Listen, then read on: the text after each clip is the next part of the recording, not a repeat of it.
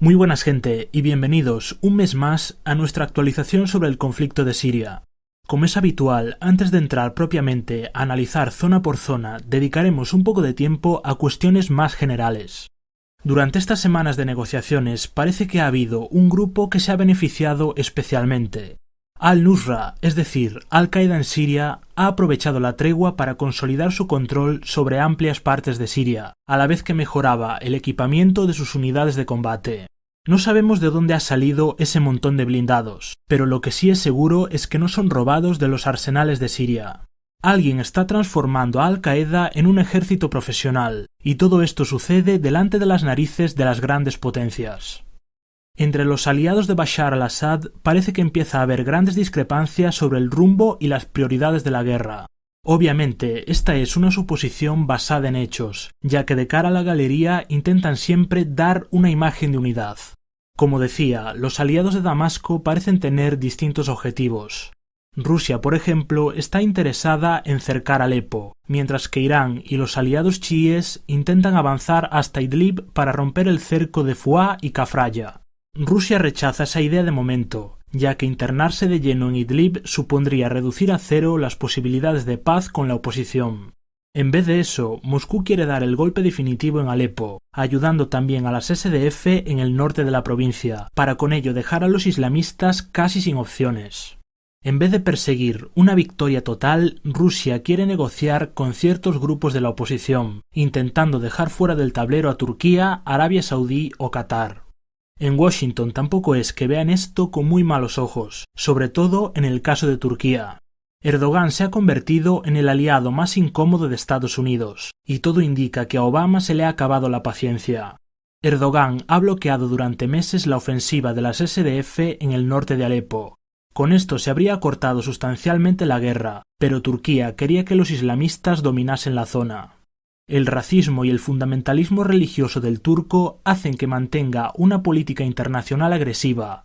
Desde Washington le dieron cierto margen de tiempo, pero sus grupos de islamistas no quisieron esforzarse en combatir al Estado Islámico. Aparte de esto, hay que tener en cuenta que están próximas las elecciones a la Casa Blanca. Los demócratas necesitan una victoria urgentemente, y los únicos capaces de dársela son las SDF. Precisamente por esto, vemos a Washington presionando para que las SDF tomen Raqqa. Dentro de Estados Unidos hay un enorme criticismo contra la administración de Obama, ya que pasan los meses, se gastan los millones, pero da la sensación de que se avanza muy poco en la lucha contra el Estado Islámico. Pasemos ahora a ver con detalle qué ha sucedido durante las últimas semanas en Siria. En la zona costera la actividad militar ha vuelto a ser mínima.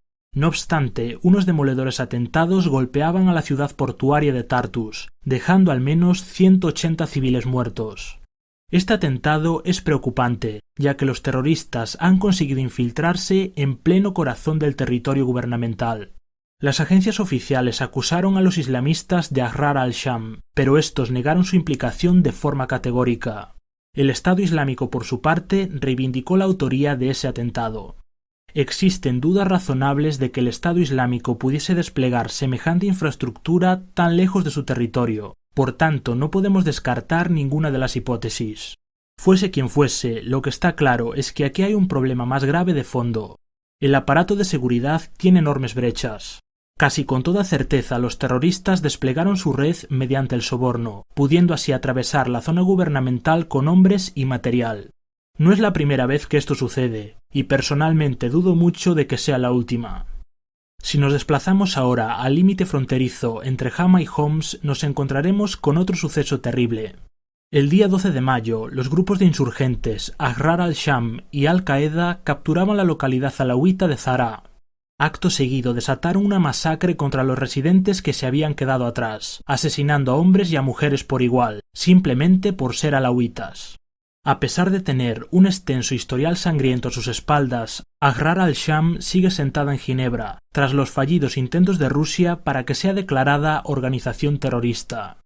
Veamos ahora el teatro de operaciones más importante.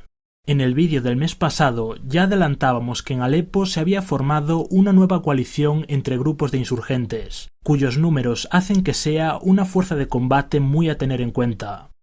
El día 5 de mayo comenzaban una ofensiva en la zona de Han Tumam, capturando ya varias posiciones. Al día siguiente entraban en la propia Han Tumam, tras haber sobrepasado al ejército sirio. De esta batalla destaca el uso masivo de tanques y vehículos blindados por parte de Al-Qaeda.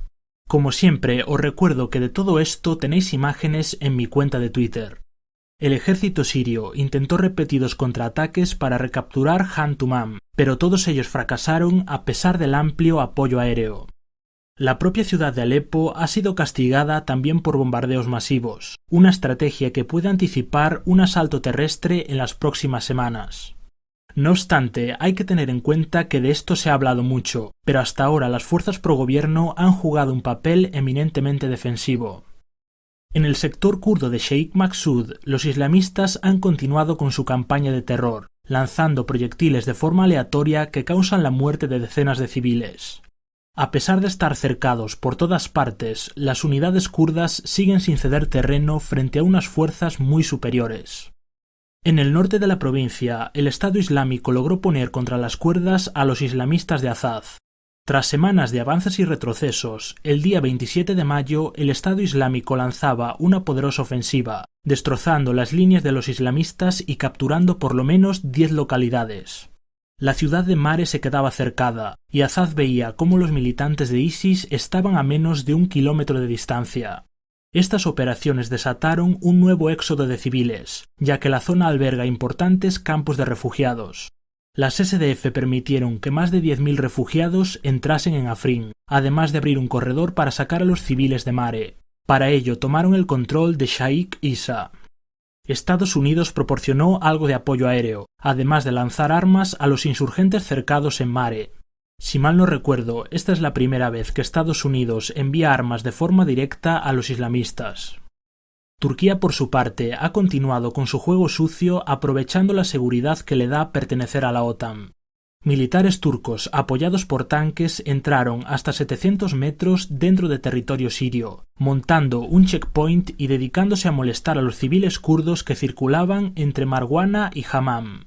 Como siempre, la comunidad internacional ha respondido con silencio a estas agresiones. Si nos volvemos ahora hacia el este, nos encontraremos con unas SDF muy activas en la zona de Kobani. El día 21 de mayo, las SDF, apoyadas por Navy SEALs de Estados Unidos, comenzaban una ofensiva cuyo objetivo era asegurar la zona situada al norte de Raqqa. No obstante, la durísima resistencia del Estado Islámico hizo que el avance fuese muy lento. Explosivos, minas y contraataques frenaron en seco a las fuerzas aliadas, que ni con el apoyo aéreo de Estados Unidos consiguieron abrir brecha. El día 30 de mayo, las SDF abrían una nueva línea de avance al sur de Tishrin, capturando varias localidades en el sector de Takba.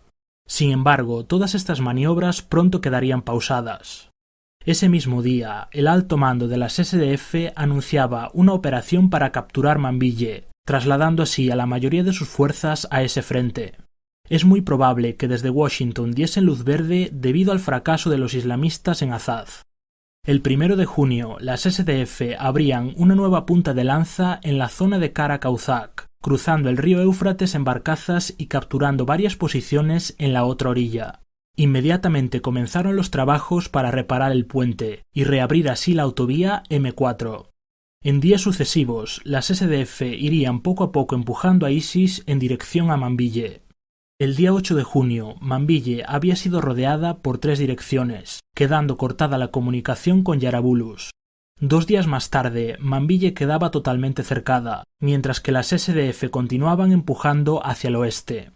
Ante el éxito de las fuerzas aliadas en la zona de Manbije, el día 3 de junio el ejército sirio aprovechó la oportunidad y lanzó una ofensiva desde Zrilla. Al día siguiente se informó de que las fuerzas gubernamentales habían entrado en la provincia de Raqqa, algo que no sucedía desde hacía 2 años. El objetivo parece ser la ciudad de Takba, lo cual dejaría al Estado Islámico aislado en el norte de Alepo. Ante el peligro inminente de verse cercados, los militantes de ISIS comenzaron la retirada del frente de Azaz. Seguramente el Estado Islámico reorganiza sus fuerzas para defender la cuenca del Éufrates. En la provincia de Hasaka, los enfrentamientos entre las SDF y el Estado Islámico han continuado. Lo más destacado, además de pequeños avances para las SDF, ha sido que ISIS ha conseguido capturar el puesto fronterizo entre Siria e Irak.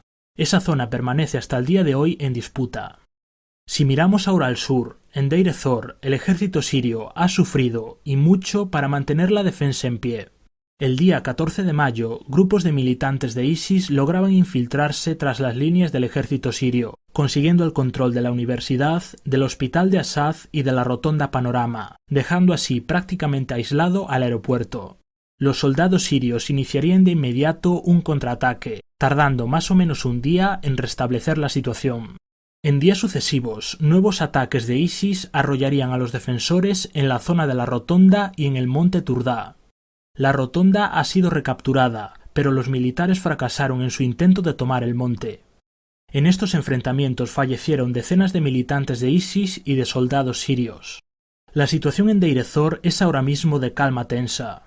Si bien la defensa aguanta, esta ha sido la primera vez que el Estado Islámico ha estado a punto de dividir a los defensores en varias bolsas.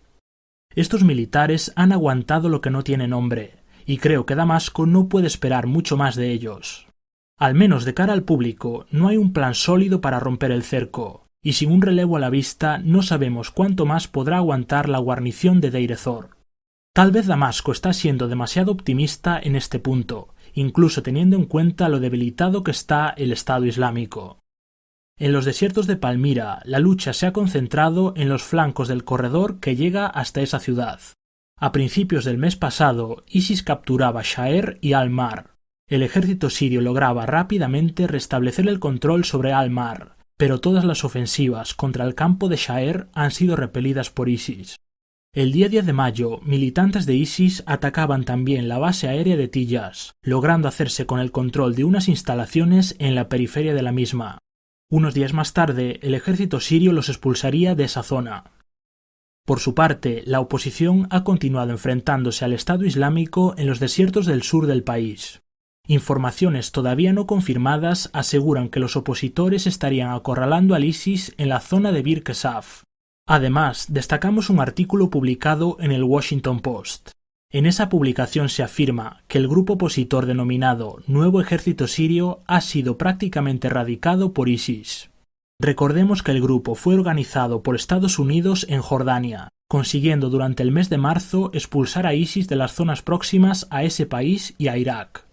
Pues bien, supuestamente, un vehículo suicida de ISIS acabó con gran parte del grupo en el puesto fronterizo de Al-Tanf, siendo ahora su situación bastante precaria. El comandante del grupo ha solicitado más apoyo a la coalición internacional. Ya para terminar, echemos un vistazo a la zona de Damasco. En la Ghouta Oriental, el ejército sirio consiguió importantes avances a lo largo del mes de mayo, aprovechando las luchas entre insurgentes. A finales de mes, los insurgentes firmaron un acuerdo de paz entre ellos, tras la pérdida de la plaza fuerte de Deir az-Zafir. En Daraya y Muadamiyya, las fuerzas gubernamentales permitieron la entrada de ayuda humanitaria, lo que supone un mínimo alivio para miles de personas que llevan desde 2012 bajo asedio. Más al sur, en la zona de Han al-Shaikh, los insurgentes capturaron Deir Jabiyya a finales de mayo. Días más tarde, el ejército sirio fracasaba en su intento de recuperarla. En el resto de frentes de la mitad sur ha habido algunos enfrentamientos menores que no supusieron cambios significativos. Hasta aquí ha llegado el resumen de este mes. Si tienes alguna información adicional o crees que hay algún error, recuerda que puedes utilizar la sección de comentarios. Un saludo y nos vemos en el próximo vídeo.